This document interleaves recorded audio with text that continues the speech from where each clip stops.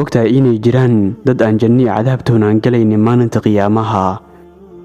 maalinta qiyaamaha waxaa la miisaamayaa calaamadda ruuxa la yimid, waxayna dadku u kala baxayaan 3 qaybood.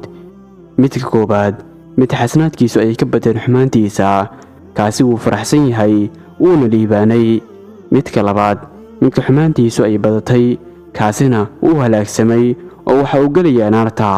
haddii uu muslim ahaana waa la cadaabayaa muddo ilaahay og yahay, kadibna waxa uu ku dambayn doonaa jannada raxmaanka. balse haddii uu gaal ahaana waxa uu ku waarayaa naarta, nacuudu billaah.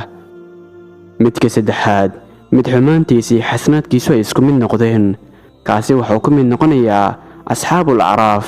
waxayna istaagayaa meel sare ayagoo fiirinaya labada qoloba, kuwa ahlu jannada ah iyo kuwa ahlu naarta ahaba.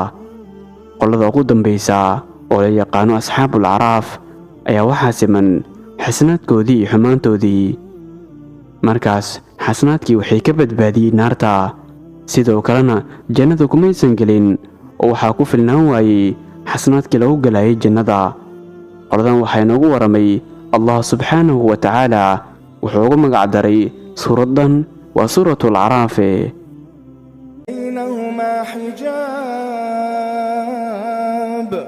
وعلى الأعراف رجال يعرفون كلا بسيماهم ونادوا أصحاب الجنة أن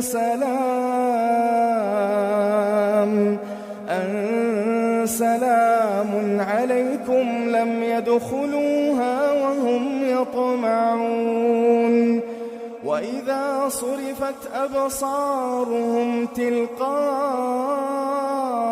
أصحاب النار قالوا ربنا لا تجعلنا مع القوم الظالمين ونادى أصحاب الأعراف رجالا يعرفونهم بسيماهم قالوا ما أغنى عنكم جمعكم وما كنتم تستكبرون أهؤلاء الذين أقسمتم لا ينالهم الله برحمة ادخلوا الجنة لا خوف عليكم ولا أنتم تحزنون. qoladan waxay istaagayaan meeshaasi taagga ah, waxayna ehelka jannada ku dhahayaan salaan korkiina ha ahaato, balse jannada ma galayaan. iyagoo rajo ka qaba waxay dhahooda loo jeedinayaa xagga kuwa gaalada ku jirta cadaabka naarta. markaas ayay argaxayaan oo ay dhahayaan rabbiyow hanaga dhigin kuwa gaaloobay macooda.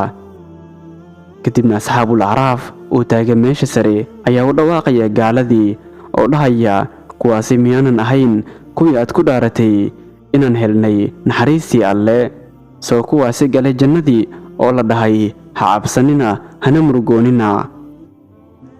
asxaabul acraaf waxay canaanteen gaaladii, balse waxaa la isku khilaafay cidda iyagu ay yihiin iyo masirkoodu xagga ay noqonayso. culimada qaar ayaa dhahay waa dadkii aan nebi loo dirin ama aanay fariintii ilaahay aanay gaarin, halka qolo kale ay tiri waa carruurtii yaraa ee gaaladu ka dhimatay. hase ahaatee culimada ugu xooga badan waa kuwa dhahay asxaabul acraaf waa dadka ay dembigoodu iyo xasanaadkoodu ay isla ekaadeen ama ay isku mid noqdeen. waxaa ugu dambayn ay gelayaan jannada oo ilaahay fadligiisa dheeraadka ah ugu naxariisanaya. waxaan soo gaarnay gebgabadii muuqaalka. haddii aad ka heshay muuqaalkana like saar si ina gaarsii saaxiibadaada.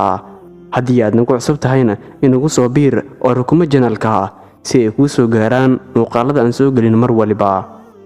intaynu ku kulmi doono kan iyo muuqaalkiis xiga fii amaanillaah. wasalaamu calaykum waraxmatullaahi wabarakaatuh.